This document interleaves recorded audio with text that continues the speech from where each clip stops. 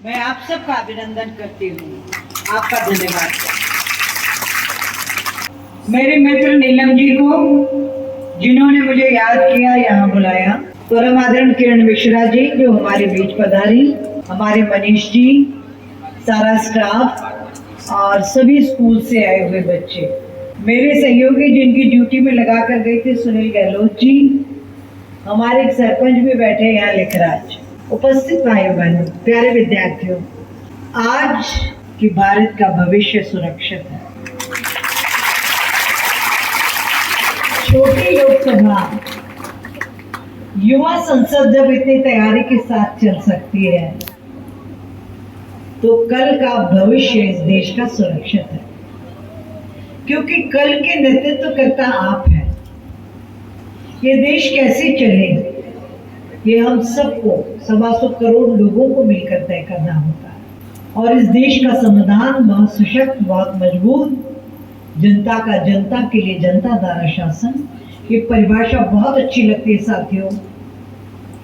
पर बातें प्रश्नोत्तरी तक, नीति नियम बनाने तक ही यदि सीमित रह जाएंगे तो फिर उसका जो प्रभाव है वो धरातल पर दिखाई नहीं देगा।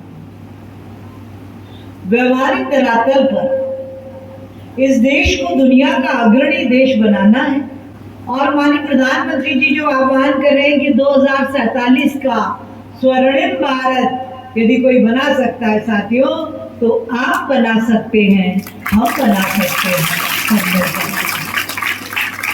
हमारे पुरखों ने बहुत सुंदर लाइनें, ये गीत मुझे लगता है सबको याद होगा, हम लाए हैं तूफान से किश्ती निकाल कर, इस देश को रखना मेरे बच्चों संभाल कर। अपने प्यारे विद्यार्थियों से मेरी अपेक्षा है, तुम इस राष्ट्र का भाग्य हो, भविष्य हो, इस राष्ट्र की रीढ़ हो।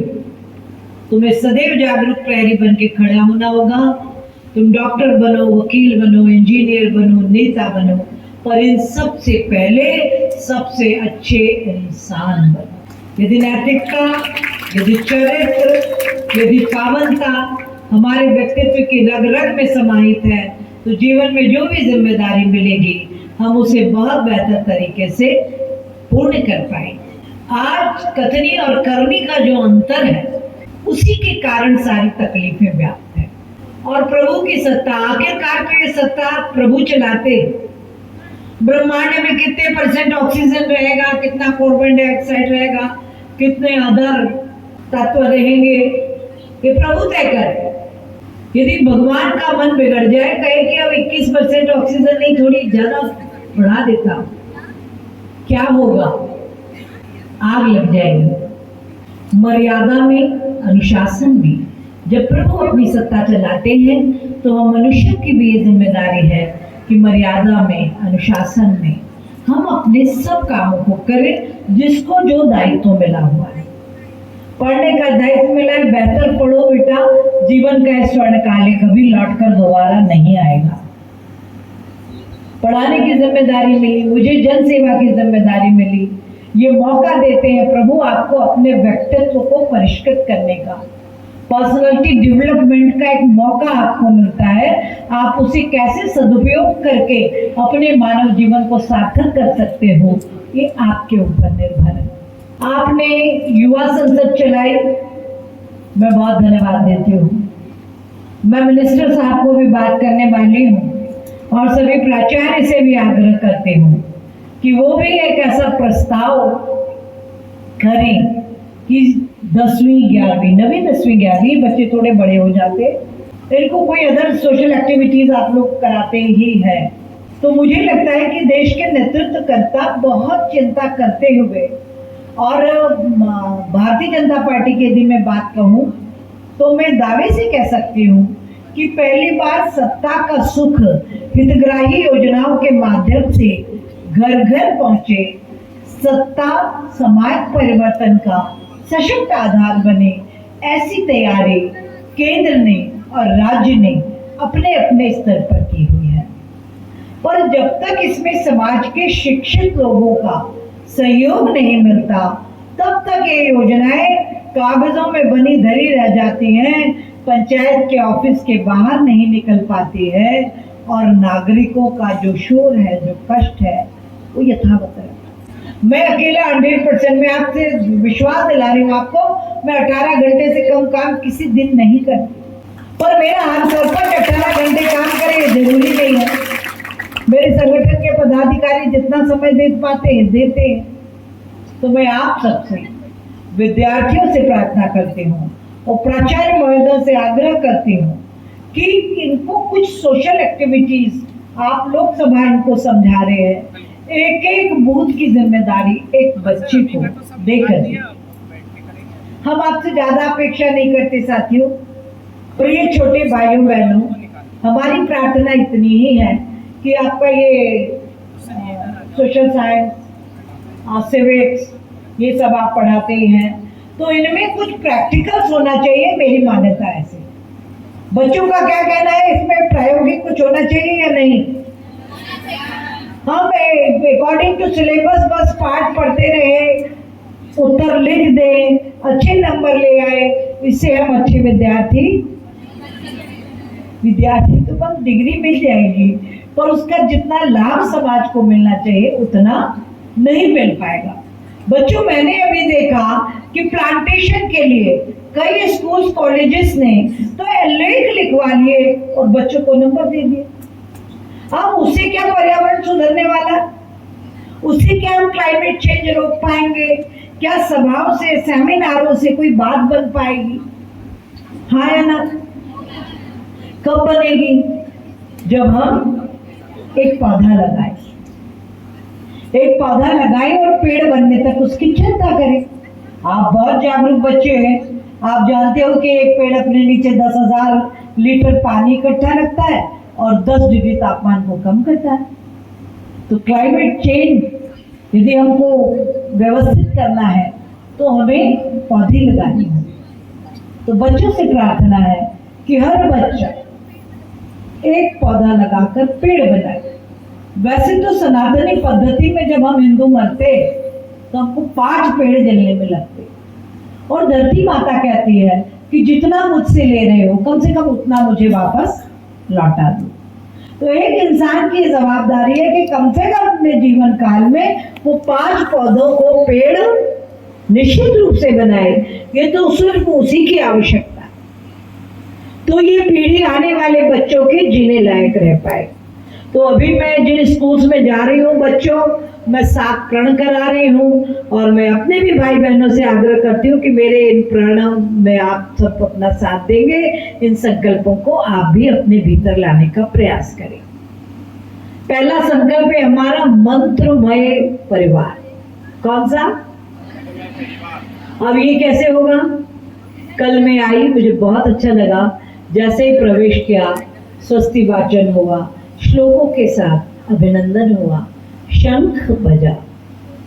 ये भारतीय संस्कृति का कर्मकांड नहीं है, ये धर्मांधता भी नहीं है बच्चों, ये शुद्ध विज्ञान है, ये साइंस।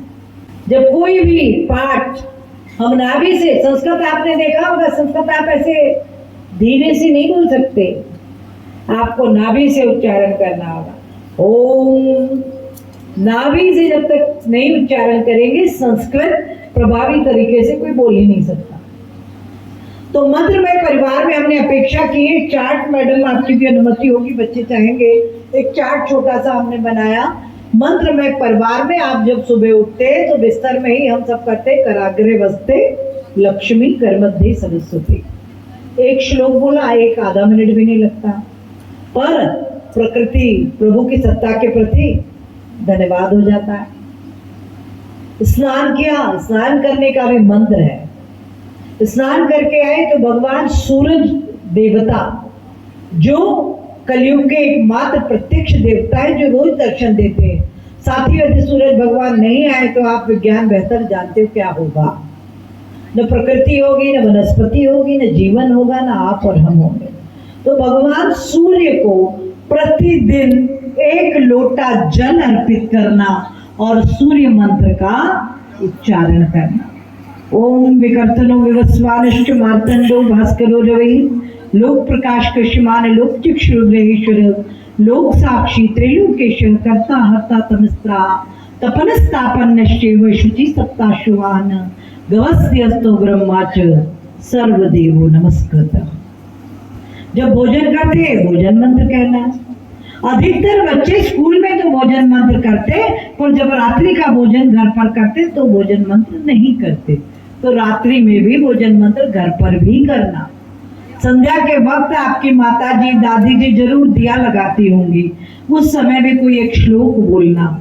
और जब रात में आप निद्रा सोने के लिए जाएं तो कम से कम आधे घंटे पहले अपने घर का टीवी बंद कर दे, मोबाइल बंद कर दे और पूरा वंदे मातरम स्मरण करें, गाएं और निद्रा में चले जाएं कि पूरा देश मेरा ये कितना सुंदर, कितने पहाड़, कितनी नदियां, कितने, आप जानते हो बच्चों 75,000 के फल फूल वनस्पति से आच्छादित है ये देवभूमि भारत।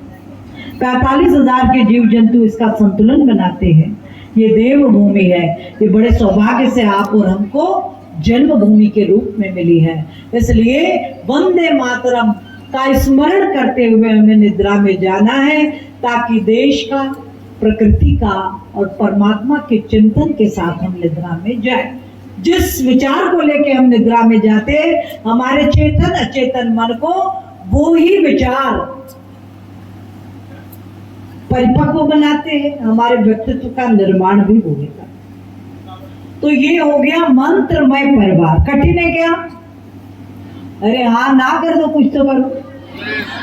आसान है, कर सकते हैं। तो पहला हो गया मंत्रमय परिवार। कौन सा? दूसरा शंखमय परिवार। तो शंख बजा के मेरा स्वागत हुआ। ये शंख बजाना साथियों, ये फेफड़ों के व्यायाम के लिए निहायत जरूरी। हर घर में सूर्योदय सूर्यास्त के वक्त शंख बजे। कोरोना जैसी उसके भी कोई भयावह बीमारी आ जाए, कोई संक्रामक रोग शंख बजाने वाले को छूकर भी नहीं जाता। मैं प्रतिदिन शंख बजाती हूँ सूर्योदय सूर्यास्त के वक्त, जहाँ हो मेरे सब साथी जानते हैं। और मैं बता दूं, शायद आप मुझे उद्दंडता भी कह सकते, और पूरे कोरोना काल में मैंने एक भी दिन मास्क नहीं लगाया। हर बीमार की सेवा की, हर बीमार को भोजन कराया, पर कोरोना मेरा कुछ बिगाड़ नहीं था, क्योंकि मैं दोनों वक्त शंख बजाती हूँ और दोनों वक्त अग्निहोत्र करती हूँ। गाय के, देसी गाय, जर्सी गाय नहीं, भैंस नहीं, देसी गाय जिसका कंधा होता है, सूर्य नाड़ी जिस गाय के पास है, उस गाय के गोबर का छोटा कंडा, मेरी गाड़ी में चल के देखो, अभी मिलेगी पूरा झोला। एक यज्ञ कुंड साथ है, जहाँ सूर्यास्त हुआ रुके वहीं आहुति डाली। अब देसी गाय के गोबर का कंडा, पाव भर देसी गाय का घी खरीदती हूँ, मैंने बढ़ चलता है, उसमें पाव भर अक्षत मिलाती हूँ और भीमसेनी कपूर लेती हूँ पाव भर। मैंने बढ़ चलता दोनों वक्त, 2 आहुति सुबह 2 आहुति शाम। ये भी कर्मकांड नहीं है साथियों। जब देसी गाय के गोबर पे हम देसी गाय का घी, अक्षत और भीमसेनी कपूर डालते हैं तो एथिलीन ऑक्साइड बनता है, मैथिलीन बनता है, कोपाइल बनता है। और जब इसके नैनो पार्टिकल्स हम जोर जोर से जब आहुति देते हैं तो कोई मंत्र बोलते हैं, तो नाभि से उच्चारण करते हैं। जब हमारा सांसों के साथ ये भीतर जाता है तो हमारे रेजिस्टेंस पावर को बढ़ाता है। इन 2 घटनाओं ने मुझे कोरोना से बचा के रखा, तो मुझे लगा अपने बच्चों तक ये बात पहुंचाना बहुत जरूरी है। दूसरा हो गया शंखमय परिवार। पहला मंत्र दो, दूसरा शंखमय, तीसरा शास्त्रमय परिवार। पूरे विश्व को ज्ञान देने वाली गीता हमारे पास है, और उसको पढ़ने की फुर्सत अभी लोगों के पास है। विदेशों में तो पाठ्यक्रमों में शामिल, पर हमारे भारतीयों को ये बात समझ में नहीं आती कि अथाह ज्ञान का भंडार यदि कही है तो गीता में। तो गीता कहाँ रहती? घर के दिवाले में धूल घारे लाल कपड़े में लपेट के बांध के पटक दो, कभी नवरात्रि आएगी तो खोल लेंगे ना। घर के ड्राइंग रूम में मुख्य टेबल पर गीता और रामचरितमानस रखो। दिन भर में जब भी समय मिल जाए, इतना समय होता है, एक दोहा गीता का अर्थ सहित पढ़ो, 5 दोहे रामचरितमानस के अर्थ सहित पढ़ो। तुम्हें सारे जीवन की व्यवहारिक शिक्षा अपने आप मिल जाएगी कि ये जीवन कैसे सुखद हो सकता है। शास्त्रमय परिवार। पहला कौन सा हो गया? मंत्रमय परिवार, शंखमय परिवार, शास्त्र। अब तीसरी बात तुमको अजीब लग सकती है कि दीदी स्कूल में आके ऐसी बात कर रही है। चौथा शस्त्रमय परिवार। हर घर में हम देवी के साधक हैं। देवी को देख लो, ब्रह्मा जी को देख लो, विष्णु जी को देख लो, हमारे सारे आराध्य को देख लो। कोई भी देवी देवता आपको शस्त्र के बगैर नजर आए तो मुझे बताए। गणपति जी के हाथ में भी क्या है? हाँ, बरसा। तो हर घर में एक शस्त्र जरूर होना चाहिए। एक डंडा घर के दरवाजे के पीछे रखो। ये हो गया शस्त्रमय परिवार। फिर पांचवा जो अपन ने चर्चा कर ली, प्रकृति में परिवार, पौधा लगाना ही लगाना। छठा है पॉलीथीन मुक्त परिवार।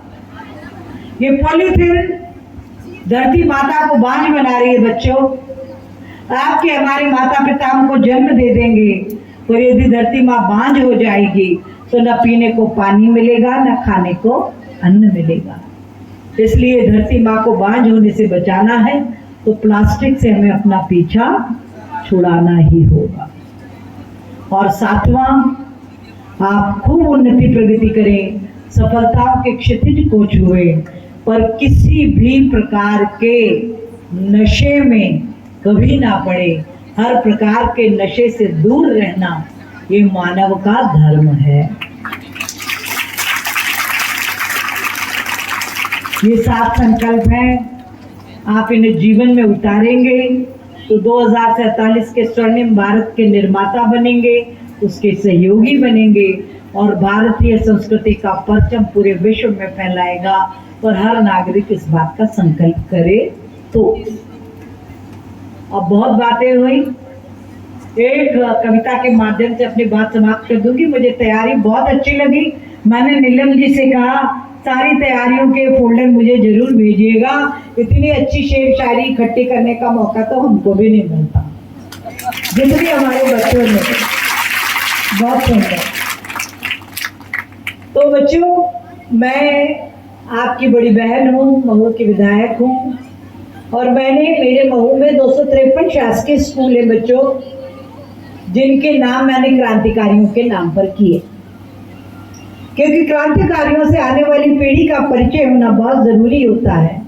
उन्होंने बिना स्वार्थ के अपना तन मन धन सब कुछ न्यौछावर किया, इसलिए कि आने वाली पीढ़ी आजाद देश में रहे, सम्मान से रहे, सुख संतुष्टि से रहे। आपके हमारी सुख सुविधा और स्वतंत्रता के लिए उन्होंने अपना सब कुछ बलिदान किया, पर अफसोस कि आने वाली पीढ़ी उनमें से कम लोगों को पहचानती है। क्योंकि 65 साल महापुरुषों को पाठ्यक्रम से षड्यंत्र पूर्वक दूर किया गया। अब नई शिक्षा नीति, जिसके बारे में हमारे माननीय शिक्षा मंत्री जी भी बात कर रहे थे, 2020 उसने क्रांतिकारियों को फिर से सम्मान देने का प्रण ठाना।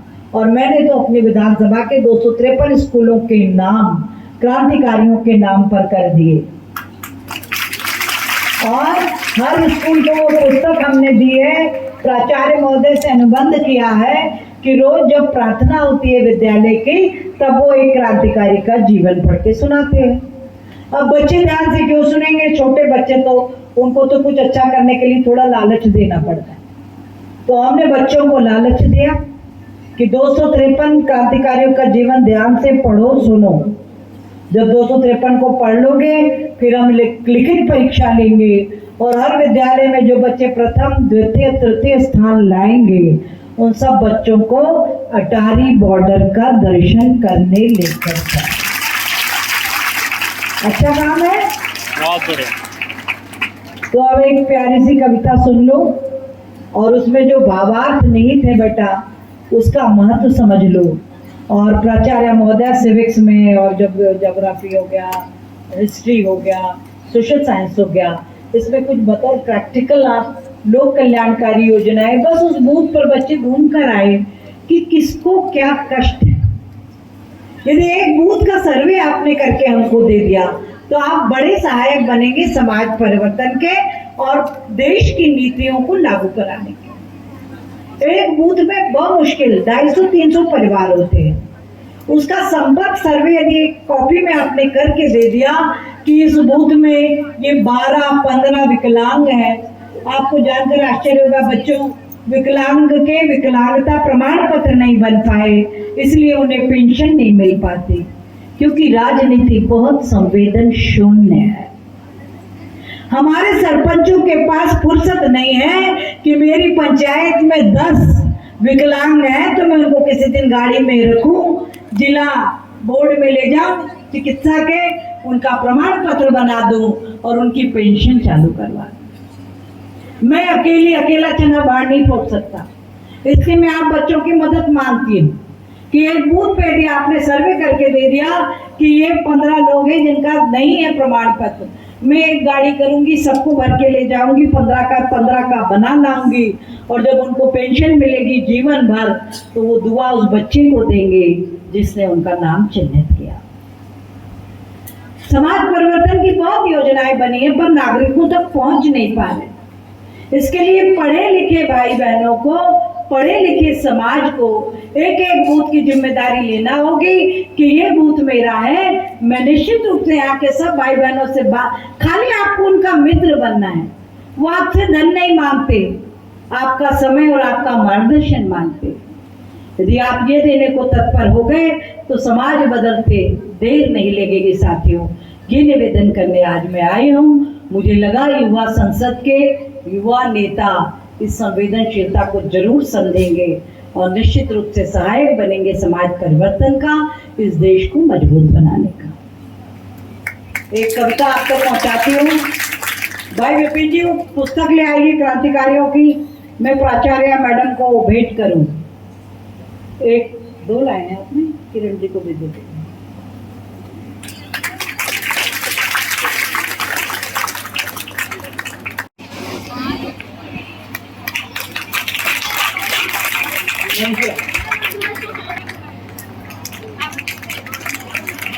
बड़ समापन, आप बच्चों से बात करने का लालच था, मैं कल भी आई, आज भी एक अनिवार्य दौरा छोड़ के आपके बीच में बैठी हूँ, तुरंत वहीं जाऊंगी।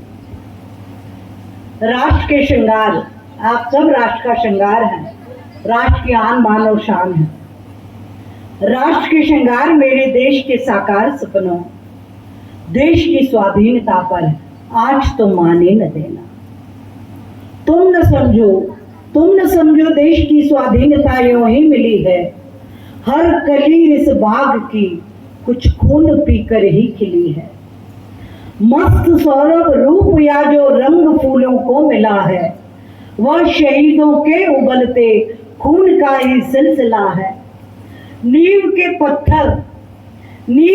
पत्थर तुम्हें सौगंध अपनी दे रहे, जो धरोहर दी तुम्हें वो हाथ से जाने न देना। देश की स्वाधीनता पर आज तुम आने न देना।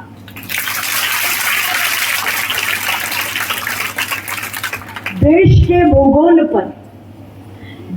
भूगोल पर जब भेड़िए मंडरा रहे हो, देश के इतिहास को जब देशद्रोही खा रहे हो, आग यौवन के धनी तुम खिड़कियां शीशे न तोड़ो, भेड़ियों के दांत तोड़ो, गर्दनें उनकी मरोड़ो। जो विरासत में मिला वो खून तुमसे कह रहा, सिंह की खेती किसी भी सियार को खाने न देना। देश की स्वाधीनता का आज तुम आने न देना। बोलो भारत माता की जय। तो अच्छी है पर भारत माँ को थोड़ी ओजस्वी जय अच्छी लगती है। दोनों हाथ उठाकर पूरी ऊर्जा से कहिए, भारत माता की, भारत माता की, भारत माता की। धन्यवाद। जय हिंद।